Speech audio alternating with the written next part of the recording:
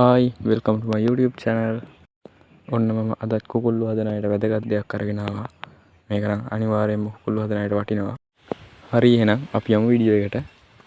මම අද ඔයාලට අරන් ආවේ BSF පණුව ගැන. ඒ වගේම ඔයාලට ඒ පණුව ගෙදරදීම හදා ගන්න පුළුවන් පුංචි යුනිට් එකක් ගැනයි. හරි මේ ඉන්නේ පණුව තමයි. ඔයාලට බලා ගන්න පුළුවන්.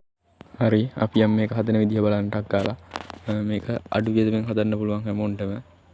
මේ තියන්නේ මම කලින්ම කුකුල්ලු ඉන්න වෙලාව ගෙන ආපු බැරල් එකක්. ඒ බැරල් එක ඉස්සරින් ඉඳන්ම හදාපු එක. බලන්න සත්තු හරි ආසාවෙන් කන හැටි. මේ බැරල් එක අරගෙන ඒක සාමාන්‍යයෙන් අඟල් 5ක් 6ක් විතර ඉස්සෙන විදිහට වටේට ගල් 3ක් තියලා ඒ බැරල් එකේ ගල් 3 උඩින් තියා ගන්න ඕන. මොකද එතකොට අර හැදෙන පණුවා බිමට වැටෙනකොට සත්තුන්ට අහුලගෙන කන්න පුළුවන්. මම නම් දැන් එහෙම තමයි හදලා තියෙන්නේ. පස්සේ මම මේකට තව ටිකක් පණුව වැඩි වුණාට පස්සේ මම මේකට උඩින් දාන්න ඕන බට දෙකක්. එතකොට මේ බටේ දිගේ සත්තු ඇවිල්ලා එළියට වැටෙනවා. මම දැන් ඔයාලට පෙන්නන්නම් කොහොමද කියලා මේ බට දෙක දාලා තියෙන්නේ. මේ බට දෙක මම දාලා තියෙන්නේ දෙපැත්තට වැටෙන විදිහට. ඒ කියන්නේ එකක් එක පැත්තකටත් අනිත් එක අනිත් පැත්තටත්. ඊට පස්සේ මේ බටේ දිගේ ඇවිල්ලා ඒ සත්තු වැටෙනවා බිමට.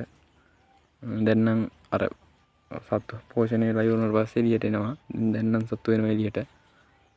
එළවලු කුණුත් දාත හැකි. මේකට ඕන જાතියක් දාත හැකි. ගෙදර ඉතුරු වෙන බත් ඉඳුල් ඕන දෙයක් දාත හැකි. කිසි ප්‍රශ්නයක් නැහැ. ওই විදිහට තමයි මගේ BSF යුනිට් එක නම් තියෙන්නේ. ඔයාලත් හදා ගන්න සාමාන්‍යයෙන් හොඳට සත්තුන්ට ආහාර වේලක් තියෙනවා. හොඳ පෝෂණයක් තියෙනවා. ප්‍රෝටීන් එහෙම බහුල මේ පණුව තමයි BSF පණුව කියන්නේ. ඔයාලා හදලා බලන්න. ඒ වගේම තමයි මම උදේට කූඩු වැරපු ගමන් සේරම සත්තු දුවගෙන එන්නේ මෙතනට තමයි. ඇවිල්ලා සත්තු සාමාන්‍යයෙන් විනාඩි 20ක් 30ක්ම ඕකෝටේ කාලා ඊට පස්සේ ආයෙ යනවා. ගිහිල්ලා පහු විනාඩි 15ක් 20ක් ඇතුළත ආයෙ එනවා. ඇවිල්ලා මේ විදිහටම ඔයාලා ඒගොල්ලන්ට ආයෙ කන්න ඒ තරම් සත්තු පණුව හැදි එළියට එනවා.